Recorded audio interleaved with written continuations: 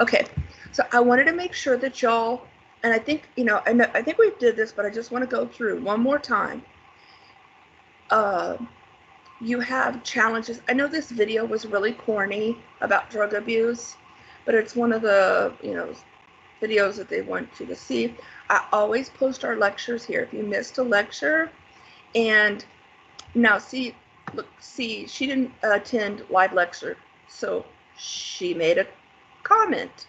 That's what everybody's supposed to be doing.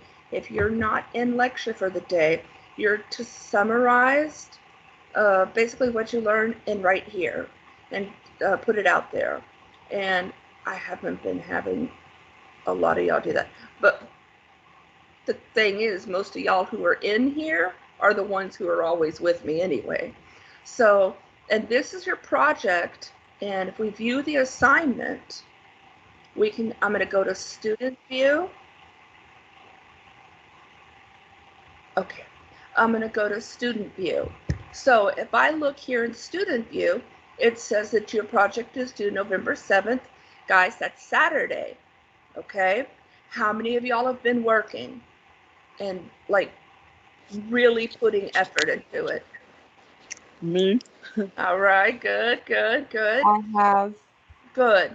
And you'll notice that these are your classifications, right? And how many do you need of each? 2. 2. Good. 2. So you need 2 of each one of these classes. And then what are you going to need for it? You're going to need its brand name, its generic name, the adult dose, just one single dose. I know there'll be 100. Just give me one, the most common. And then give me the routes. It can be given rectally. It can be given vaginally or orally or sublingual or buccal, right? And then tell me the duration. Okay, this stays in your system 6 to 12 hours. This is something that stays in the system for, 20 to 30 days. Maybe it's a slow releasing. This is the example. And if you click on it, it was like the students that I showed you. So I have everything here. And remember, this is 2 test grades, okay? It's really important. Now, if y'all start finding that you're needing more time, when I tell y'all I am willing to work with you, I am willing to work with y'all. Let me know, and I will extend the date, okay? But I'm hoping everybody can have it turned in by the 7th. And then, nope, I can't show you grades because that's private. But I wanted to make sure y'all knew that Kahoot is here.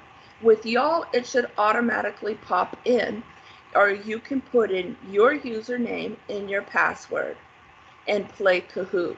And I showed y'all how to find mine. And then right here, this is Quizlet built in to your team. So analgesic, a drug that reduces pain, right? So, and you go through anesthetic, antibiotic, anti-neoplastic, antiarrhythmic. So are y'all, when these cards are flashing and coming across the screen, are you starting to pop up what they're for? Because if you've been studying, you should know. Somebody tell me what an antiemetic does.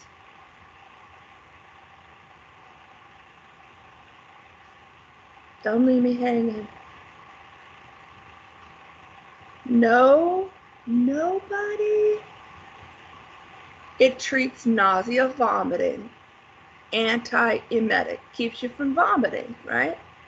Anti-diarrhea. Oh, that's diarrhea's in there. I mean, so that's easy. Antacid reduces acid. Hemostatic, drug that prevents, remember, excess bleeding. And it's in its name, hemo. So I want you to go through these and give, what is this? What's a contraceptive drug?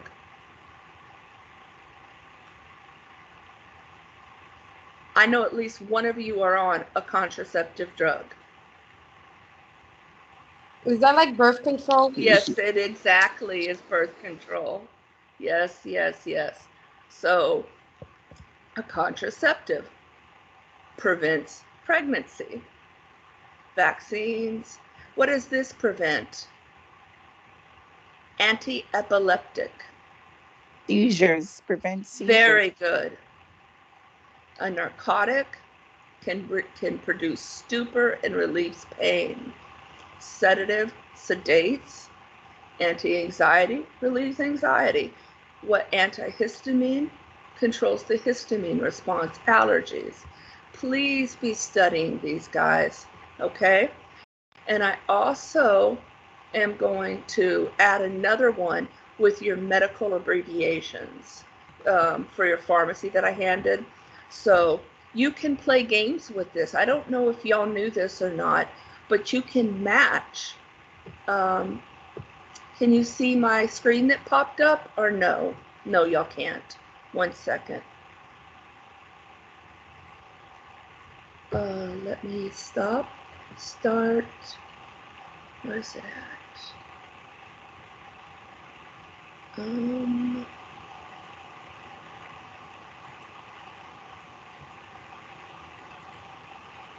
You still can't see that buoy. Why is it not? Why are you not working for me? Oh, because it's a separate part of. Let's one more time. Okay, can y'all see that the hormone, right? So let's see hormones. Chemical messengers travel through and that would be yes, hormones. So you match it. Vaccines, substance that kills or weakens pathogen yep, that's a vaccine. Boy, I'm getting lucky. Something for PTSD, OCD. Well, that would probably be an antidepressant, right? Reduces the thickness of your sputum and cough. Ugh, an expectorant like Mucinex. NSAIDs. What do NSAIDs do? They reduce inflammation. And what's an antidote? Reverses a poison. So yay! You can play little games like these. Oh, Cindy, look, yay. That's one of my students. So I'm going to come back here, and then I'm going to go here, and then I'm going to go here, and then go here. Now, y'all should be able to see my PowerPoint. This is where we left off. And I'm going to go to, how is the lab? I might have asked y'all this Friday, but my memory is not the best in the world. How did lab go for everybody when you went Thursday? Did it go well? Yes, it was fun. Okay, very good. What are y'all doing in there? We've learned, I learned how to do the injections. Very Like good. making the little bubble on the skin. Oh, for TB. Very good. That's excellent. And have y'all started like anything like sub-Q or IM or any of the other ones, or just so far ID? That's what you did. You did an ID, and that stands for intradermal. It means right underneath the skin. That's good. I'm glad that they're working on that, going through starting y'all with those. We did do the other two as well. Excellent. Very good. Have you poked each other? No. Okay. That's when the fun starts. All right. We were going through classification still. And these are, like I said, these are here. These are in your book. These are things that you should be studying. And I told you one of the best ways to learn it is to make yourself cards, right? And everybody can see my screen with vaccine and vasodilator, vasopressor, right? Yes. Okay, cool, thank you. All right, we're gonna keep moving on, but I can't emphasize how much you need that previous information, and you need to be able to know the classifications. It's vital. So we have a little Mama here, and Mama's got her all her little medicines, and she's putting them in there for the week. And when a patient is on multiple medications, we call that polypharmacy. That is one of your terms that you need to know. So you'd write that down. And it's usually our geriatric, or maybe it's our patient who has got some type of disease, or another great example of somebody who is polypharmacy is somebody who has HIV. They take multi-antivirals and other medications throughout the entire day to keep their virus load at bay. And nowadays we live normally with HIV if treated and tested, right? So polypharmacy is that term that we need to know. Now, I've said this, and I want to emphasize this again, is that our geriatric patients may need assistance understanding any medications that you're prescribing to them, Right. or you're not prescribing, but the doctor prescribed. And it's a lot of times it's your job to explain to them their new medicine. I may have to have somebody mute themselves. It sounds like they got a rattlesnake.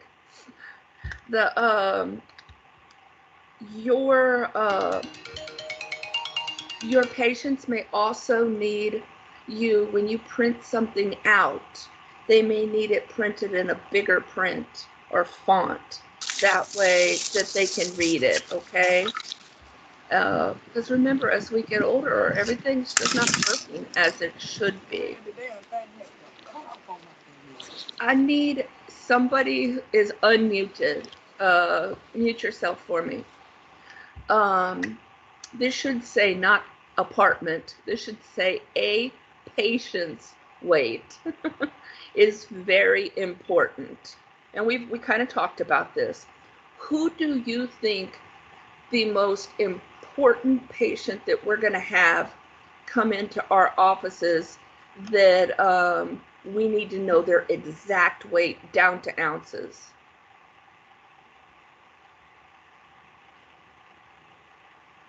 Anybody? Babies. Mm-hmm. Bingo. It's our babies. Because all medications, for the most part, are written and prescribed according to someone's weight. So if I decide not to weigh the baby and I just go by the last weight the baby was, do you think that's a smart thing to do? No. No. So what if the baby's lost weight or gained a bunch of weight?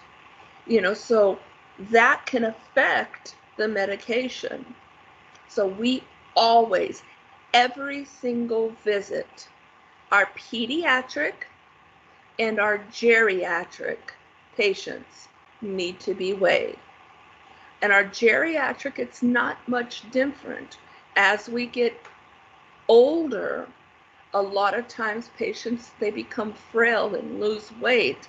And they're not the, 175 pounds that they used to be. Maybe they're down to 120. And so that's a big, difference as far as prescribing of medications. So weight is important, guys. Okay? Tolerance. This is another one of your definitions. And we've mentioned this. Tolerance is when you are on a medication and it very well may be a medication that you need. And I always use bone cancer because I know the pain that's experienced with it. And say you have to take morphine for the pain. Now, if you have, bone cancer and this is not something they think they're going to treat, you may have 6 months, you may have a year, you may have X amount of time to live. And depending on that, you may be on morphine the entire time. Over that time, you will develop a tolerance to the dose, and the doctor will have to slowly increase the dose or add another medication to keep you comfortable. That can happen with pain meds. That can happen with diabetic, antihypertensive for blood pressure. So all kinds of medications you can develop tolerances to. Does that make sense? Yes. Now, good. A resistant, now, this is when we see this so much, and I haven't got to teach on micro, but I hope I get to, because it's excellent. So it's one of my favorites. So resistance is when we start seeing this really common with bacteria.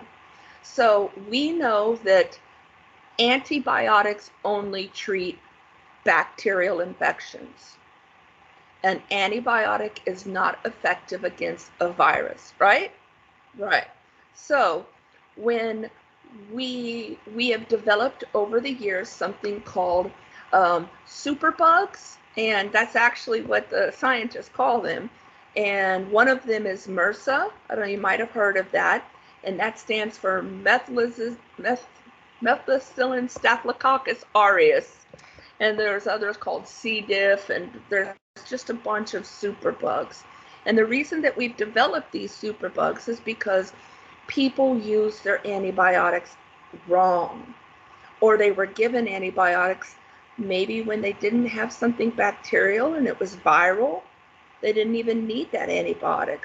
But in the early 80s and 90s, there was lots of pressure. Doctors were very coerced by patients, especially parents. Well, they'd be like, they go and they take their kid in for, runny nose and a sore throat or whatever. And they're like, well, little Jimmy down the street's on antibiotics and his pediatric. And so the doctor would just write it to shut the parent up, But what we realize now is that's bad. Giving an antibiotic when there really isn't a bacterial infection makes our body resistant over time to it. Here's the biggest thing that we do, that we're making the most massive mistake. And I guarantee you, everybody's done this at least once. And if you haven't, I am so proud of you. So you go to, let's give an example. You go to the doctor because every time you go to pee, it kind of burns. And then every time you stand up, you feel like you got to pee again. So you sit down to pee and you just kind of dribble. What's that sound like? What does that patient sound like they have? Is it a UTI? Yes, ma'am. Or it could be, it might be something a little more funky, but that sounds like your classic UTI, right? So we go to the doctor, and the doctor's like, oh yeah, hey, you got a UTI. Here's some antibiotics. So you go home, and you see on the thing, it says no drinking, blah, blah, blah, whatever, with these, stay out of the sun, whatever the precautions are. So day one, oh, you're still miserable. And every time you go to pee, you feel like you still got to pee, and it burns. And day one, you take your antibiotic. Still there. Day two, it's still there, but it's a tiny bit better. And then as you progress, now let's say it's day 5, and you're peeing normal. There's no pain. You're flowing just as free as you ever were. So you're like, I'm well. And you go and you toss the antibiotics and you don't take them anymore. Doesn't drinking cranberry juice help out with this kind of stuff? Like cranberry It can. juice, any kind of cranberry juice helps out with a UTI or a UTI most definitely. It can be beneficial, but most UTIs are bacterial in nature and going to need some type of antibiotic. Cranberry is excellent as a preventative. And I'll explain that real quick. Let me finish this. I'm going to jump back onto that, and I'll tell you another secret. Has anybody done that? Has anybody ever gotten maybe bronchitis or a UTI or any kind of infection, took the antibiotics, felt better, and then stopped taking them? Tell me, say me if you haven't done that. Yeah, I have. Me. Everybody's done that. Everyone has done that. I'm even guilty of it back before I knew better. So guess what happens when you do that? You didn't actually get rid of the bacteria. What you did is you beat the living heck out of it. So now it's just going to go and hide. And now it's kind of PO'd. And now it's kind of got an attitude. So it's building up forces and it's getting its gang together. And that, hey, it may take it 3 weeks, 3 months, 6 months, but it's going to come back. This time it's going to come back, and it's going to come back with a real attitude and force. So when you go back in there again thinking, oh, I got another UTI, you ain't got another UTI. You've got that same UTI. And now you got that same UTI with an attitude and with more forces. And it's stronger. It's built plate and armor, right? And so you go back in there and you go and it took some of that antibiotic that you had been taking. It made breastplates and helms and gauntlets with it, right? So now you go back in, the doctor doesn't know you didn't finish it, so he writes the same thing again, and you take it and the bacteria goes, ha ha ha, and you continue with this horrible UTI. This is why we have superbugs. And this is why it's a lot of doctors, pharmacists, and stuff like that will tell you, finish the medicine. Even if you're feeling better, you finish every single dose that we give you until it's gone, right? That's how you prevent superbugs. But people, they hear that, but they don't listen.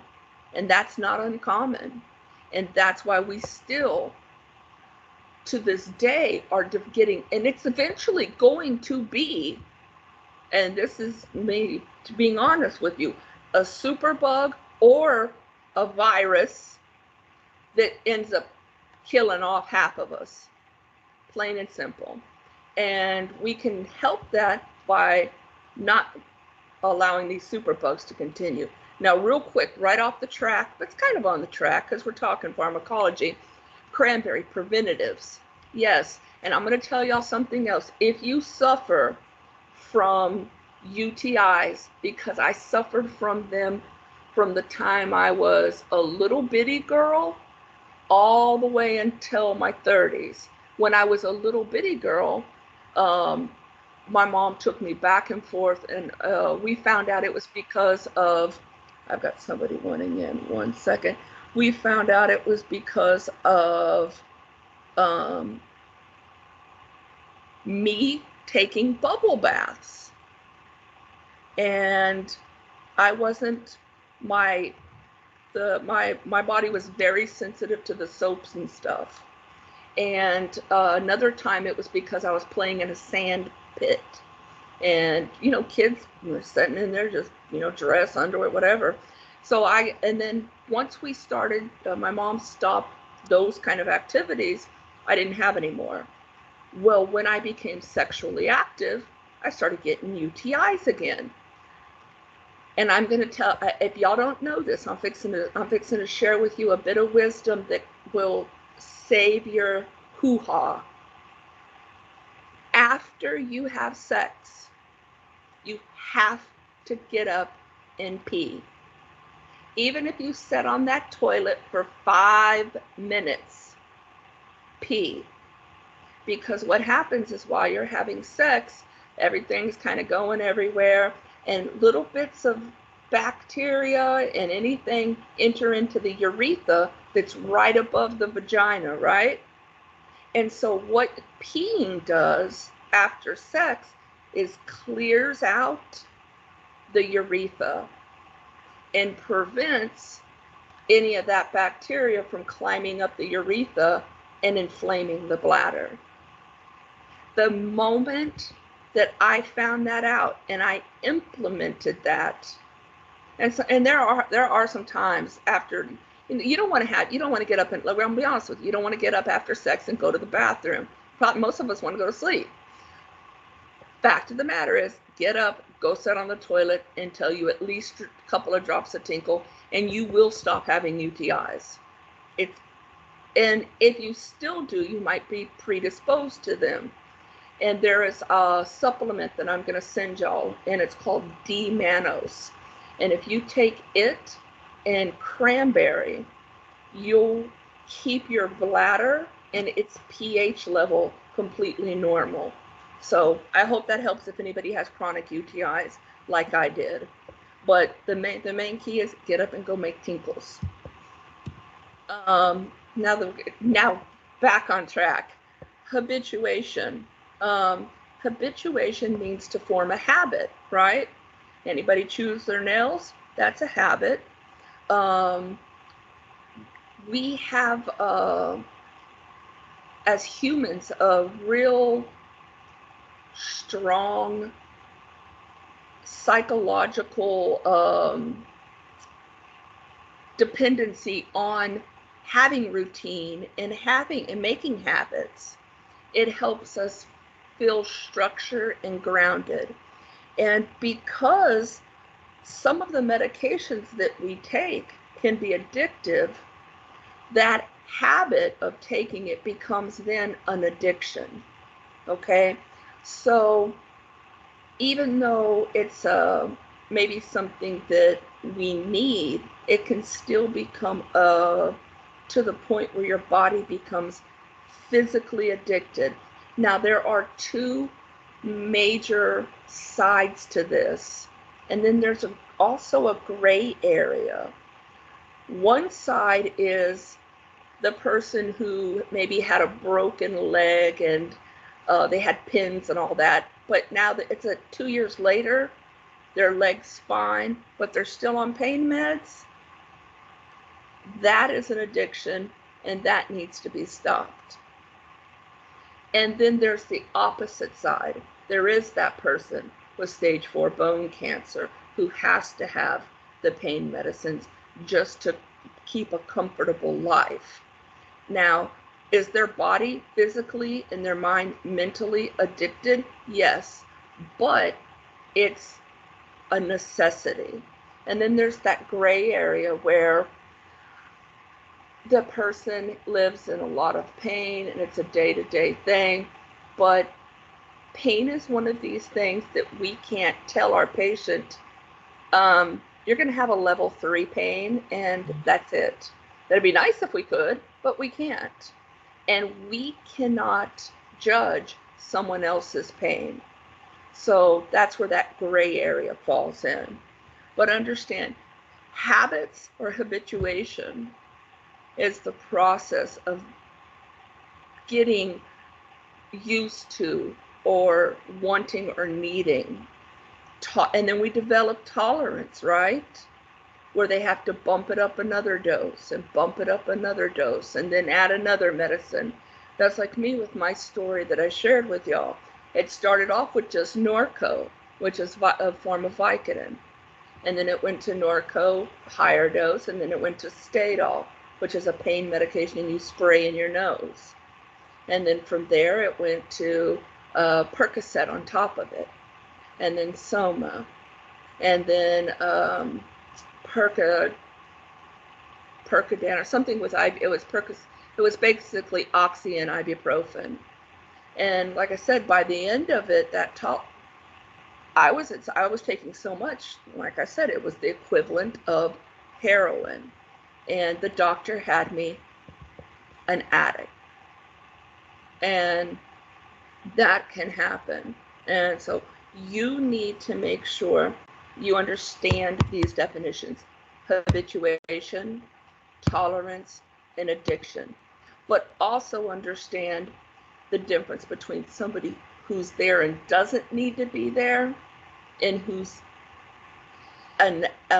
addicted, but it is a necessity that they continue taking these. Does that make sense? Hopefully it does, because that can be a real hard thing to understand. So like, well, why is that person still on all these pain meds? Well, the only way that they can live the rest of their life comfortably is by being on these medicines, right? Okay, these are the rights, and you're going to hear me talk about the rights a lot. And there are technically 10 rights, but you may hear the different numbers. Somebody might say the 4 rights or the 5 rights or the 6 rights, but there's technically 10. And I want you to write this down, and I want you to memorize it. And I'm who does your labs? Miss Starr? Miss Logan. Miss Okay. Starr does mine. Okay, so I'm gonna get with all of them and tell them, start quizzing them about their rights, okay?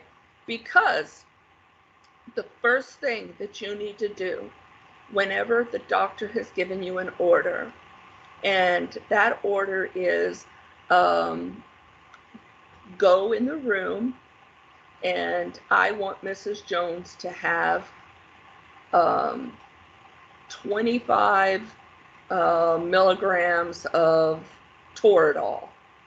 Okay, so, and that's like a pain kind of steroidal kind of thing.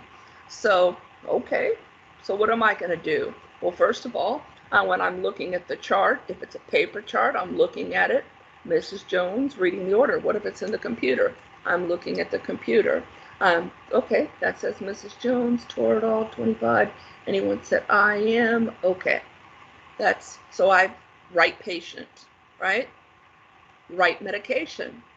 I've checked it on the orders. Now let me pull the right medication from the medicine supply. And now I'm going to have that medicine in my hand. And how many times am I going to check that medicine? 3. Very good. And what am I doing? I'm checking the name, I'm checking the expiration date, and I'm checking the clarity to make sure it hasn't been tampered with or contaminated. And so I know now I have Toradol, and it is the correct amount. Now I need to pull the correct dose. So that could be another time I get that, my second check. And then maybe I get the dose pulled up after I've added the vial, and right before I put it back up, I check it a third time.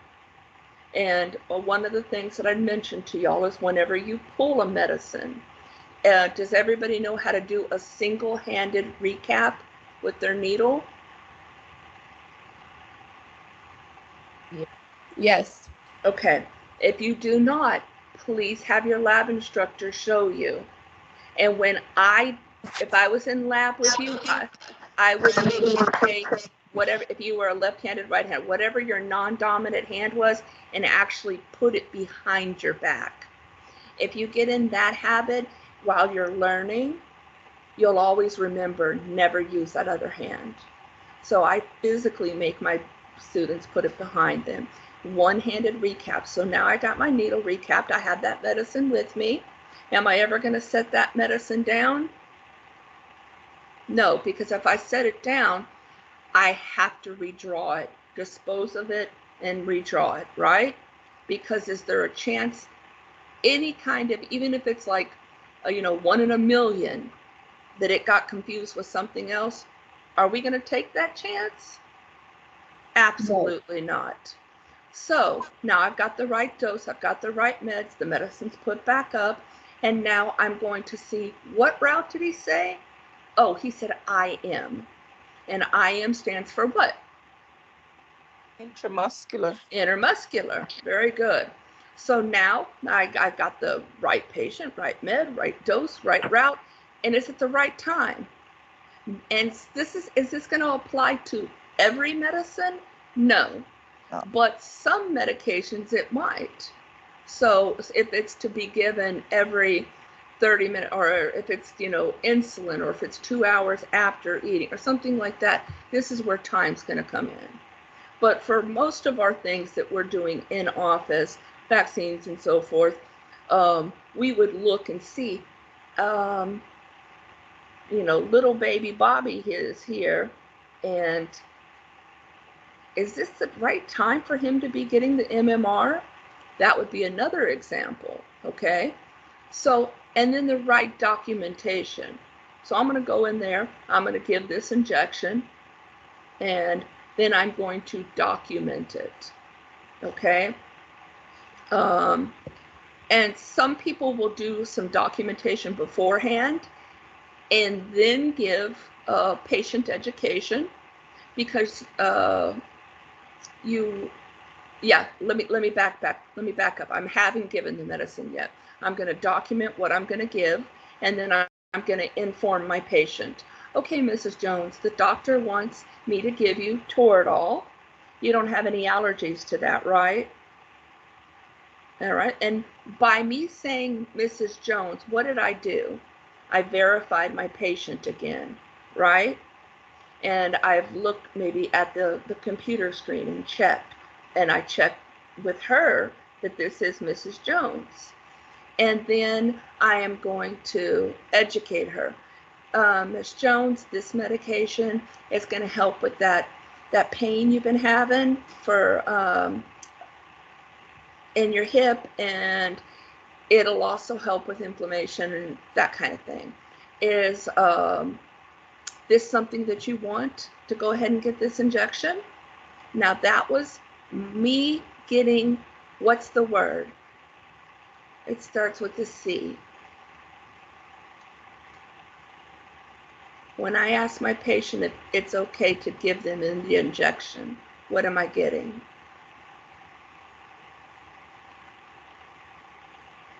Consent.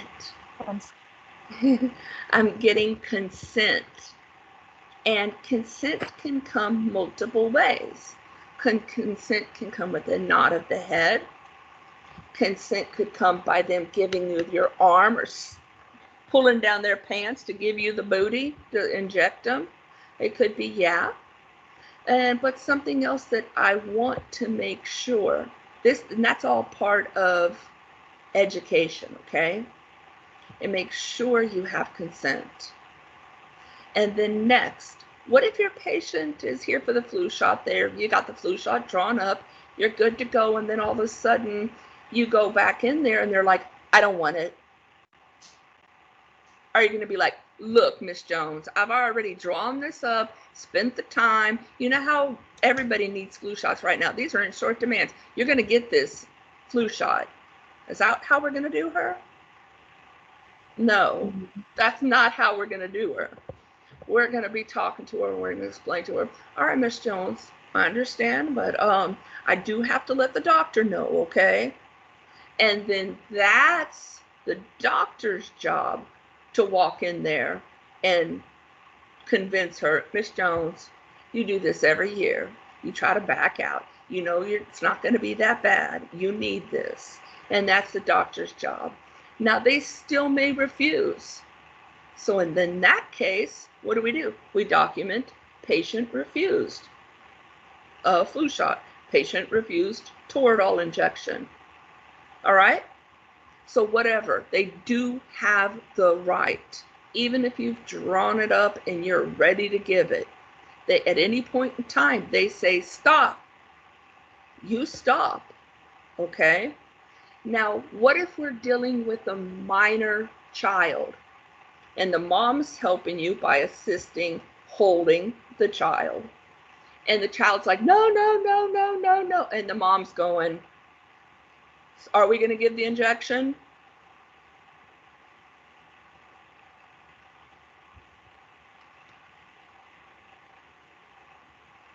Anybody? Oh, no. But the mom's going, the mom's shaking her head, yep. But the kid's going, no, no, no, no, no. Yeah. Yeah, we are. Because the child, unfortunately, doesn't get to make consent. Who makes consent? Parent. The parent or the caregiver. And if the parent and the because how many kids do you know between the ages of 2 and 10 or 11 that are going to voluntarily come in there, sit down and say, I'd like my vaccinations to be current. Could you please inject me?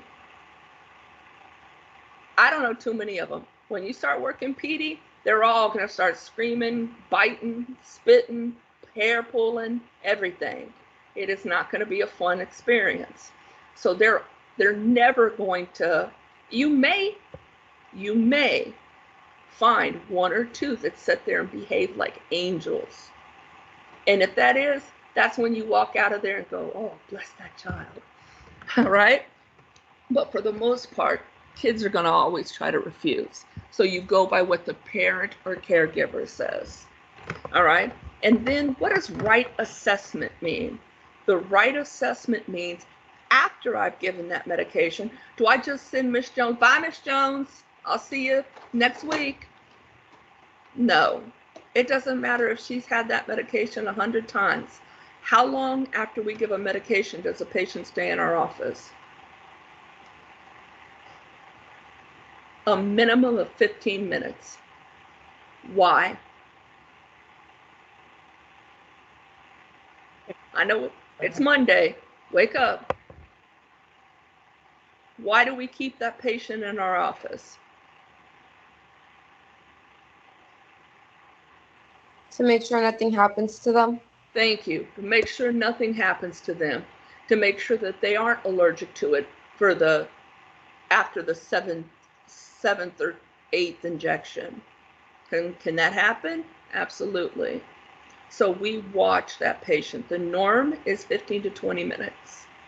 So we're going to evaluate. Now, when we go in there, maybe the doctor, some of them have them stay in the room. When I do that, I leave a door open. So when you're walking back and forth, you're constantly peeking your head in on that patient to make that they haven't turned blue. I have a perfect example of this. One of my students, she was one of my superstars in Houston. She had a patient that she worked for, I'm just completely, she worked for a urologist. She helped this urologist do just tons of things. Well, they had a patient who came in who had a bad UTI, and it was an old man. And the doctor wanted him actually to get an injection of antibiotic, and then she was going to send him home with antibiotics as well. So she had given him the injection, and he had no known drug allergies or anything like that. She had the door open, and she was walking back and forth, and she's, waving to him, whatever his name was. Hi, Mr. Jones.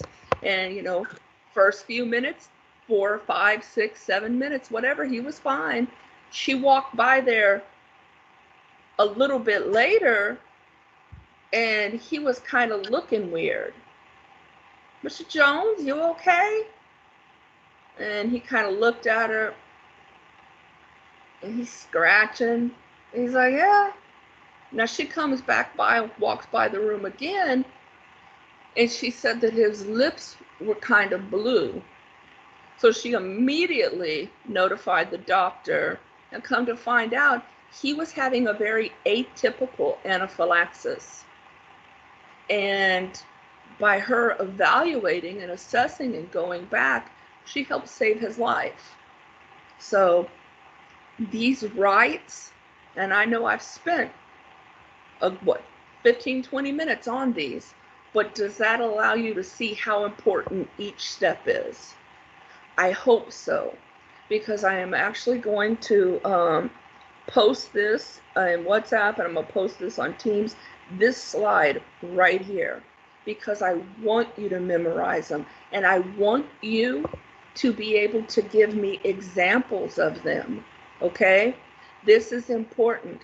I'm going to work with your lab instructors, and I'm going to ask them to go over these with you and make you give them examples. Okay?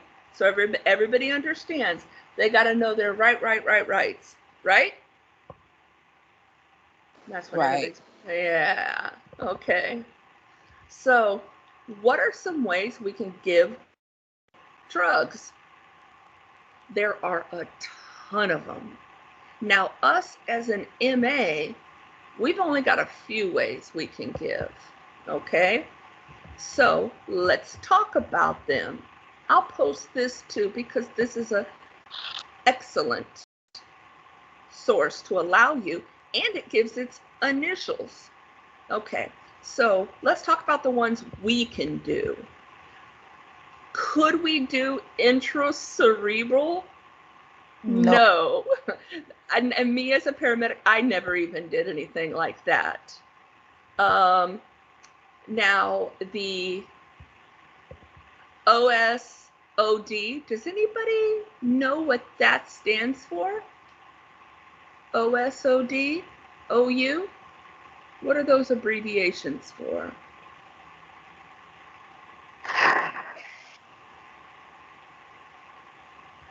I'm going to say, y'all are going to remember, this is your left eye, right eye, both eyes. Could you give medicine like that? Yep. Yes. We do administer eye drops. When I said that, did everybody go, oh yeah, right? And then what is AS, AD, AU? Left ear, right ear, both ears. Yeah. Do we give medication that way? Yes. Yes, we do. Can we give medication sublingual, under the tongue? Yes, we can. Transdermal, like take a patch and stick on a patient. Could we do that? Yes. Yes, we can. ID. Well, we know we can give ID because somebody just said that they did that in lab. That's where you go right underneath the skin. And there's really only two times we use this. One is for TB and the other is for allergy testing. Okay? So yes, we do ID. Do we do SC, subcutaneous? That's that 45-degree right in the fat. Yes. Absolutely. That's the most common one I could think of would be insulin. Do we do IM? Most definitely. And then can we help administer rectal? Yes. And is there a chance that you might be administering something rectally? Yes. Vaginally, you can either help the doctor with assisting with that, but anytime you do, this is my advice, if you're going to be in what we teach our kids is the privates, have someone else in the room with you as a backup to always monitor, okay? Because there will be times that you maybe somebody needs something administered vaginally. She is just too old and frail to do it. You may have to assist, okay? Now, here's some things. Would we be able to give something orally? Yes, we do. We give pills and we tell our patient, the doctor wants you to take this. Now, here's the ones that we are not going to do. We would not do anything intracardiac to the heart, intrauterine to the ureter. We would not do anything intravenous. But didn't I tell you that I do know a lot of MAs who are doing IV? Yes. And how, does anybody remember, how are they allowed to do that? Because that's not an MA skill. Does anybody remember? The nurse or the doctor can ask you to do it. Very good. The nurse, mainly the doctors usually. If the doctor teaches you and the doctor trains you and he or she trusts you and you feel, here's the key word, comfortable at doing this, then you can do so. And that's under the doctors. That's because that's not something an MA does, is it? No. No. MAs don't do intravenous, but there are exceptions. Intraperitoneal, this is through the stomach, the outside. And we might see this with peritoneal dialysis. I do know MAs who work at dialysis centers who have been trained and who do assist with intraperitoneal dialysis. Okay, so that's another one. Nasogastric. That, how many of y'all have ever seen where they have the little tube that goes down the nose and then it's running to the tummy? Is that something that we're supposed to do? No. Intra, and I never say this word right, thecal, and that's basically the spine or the nervous, like into the nervous system via the spinal cord.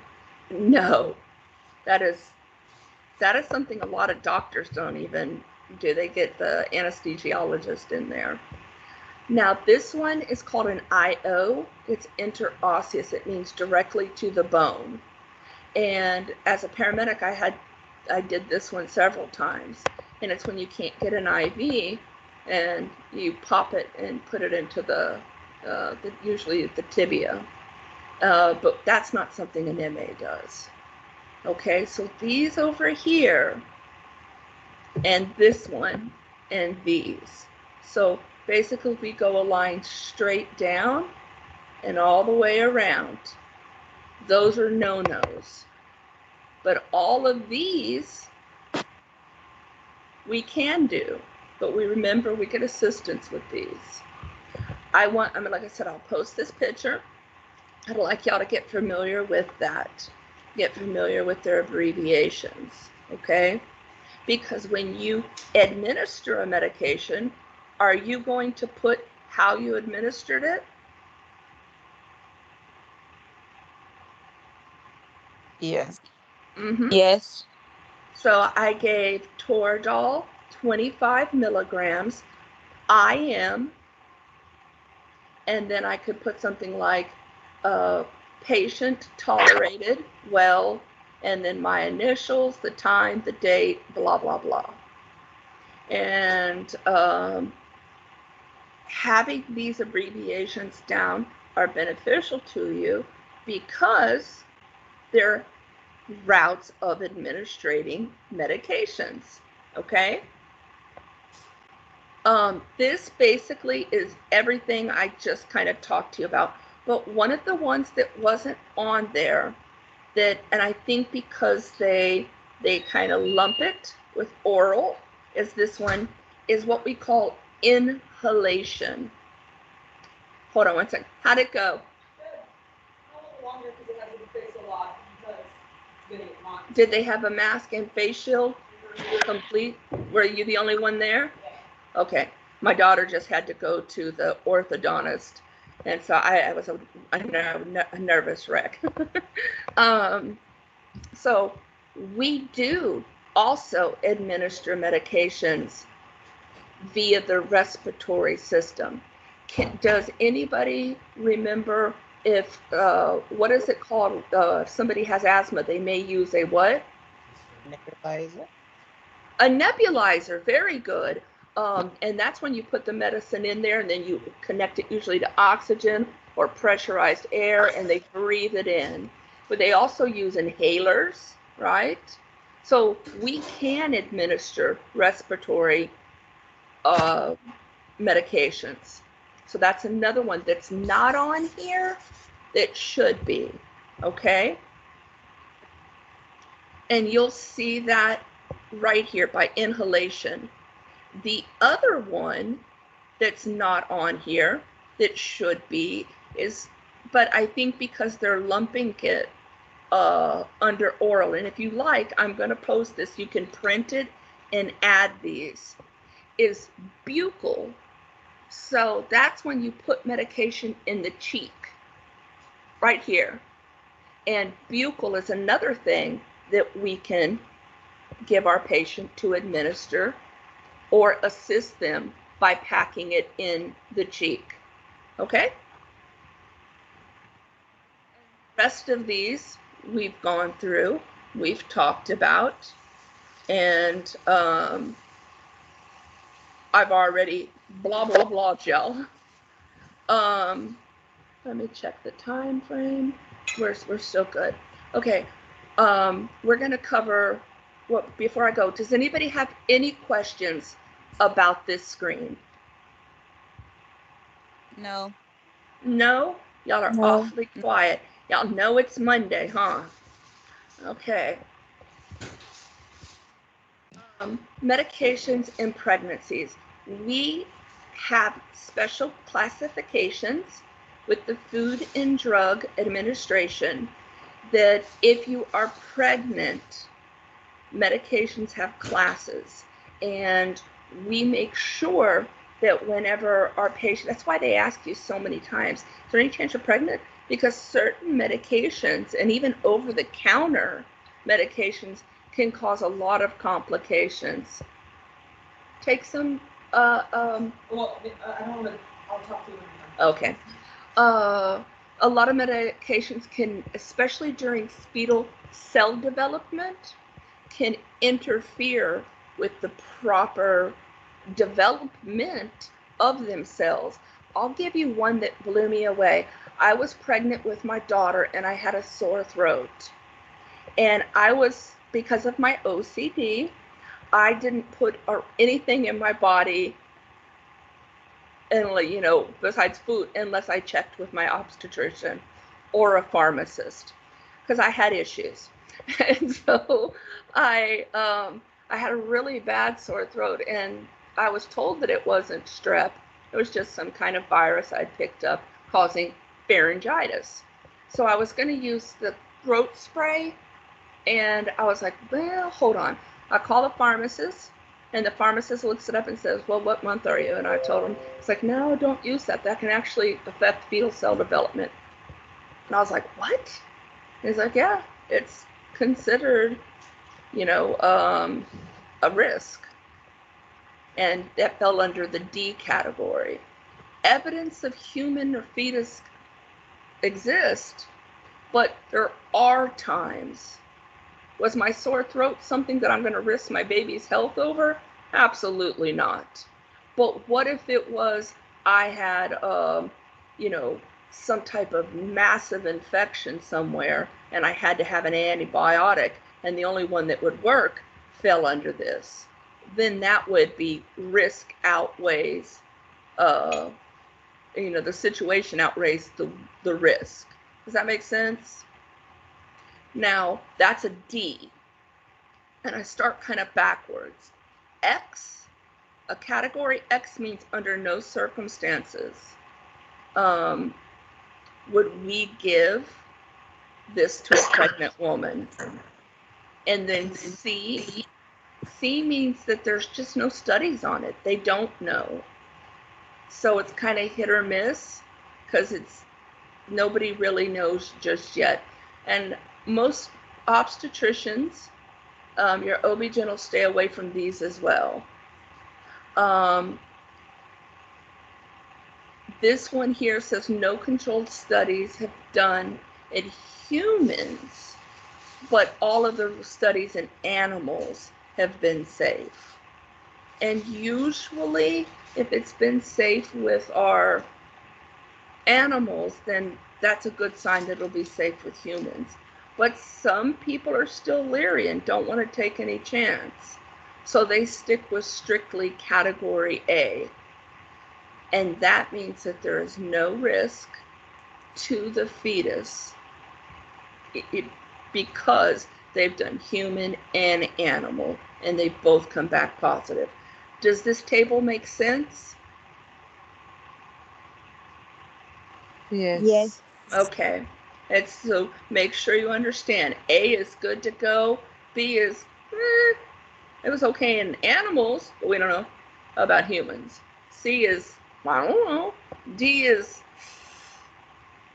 yeah, you take it only if you have to take it. Like there was a woman that I read an article on. She ended up with cancer during her pregnancy, and their doctor was like, "We can give you chemo, but it falls under D," and she decided against it. She was like, "No, I want to make sure my babies." And then there's X, which means never. Okay, so we're at 109, so that means I'm going to go ahead and stop here, and then we'll take, oops, take attendance. Okay, so does anybody have any questions before we get off? No? Y'all are just nice and quiet today? No. Tomorrow is election day. Do we still go into lab? Yeah, here's what I would like you to do. Thank you so much for bringing that up. What is your first name? Gene. Okay, very good. Yes, please go. Go in, and if you need to leave early to go vote, I am not counting that against you. You will still sign the sheet out at the time you left, but when they send me those sheets, I will not count that against you, because I am very adamant, and I told my class before this, and I will tell y'all the same thing.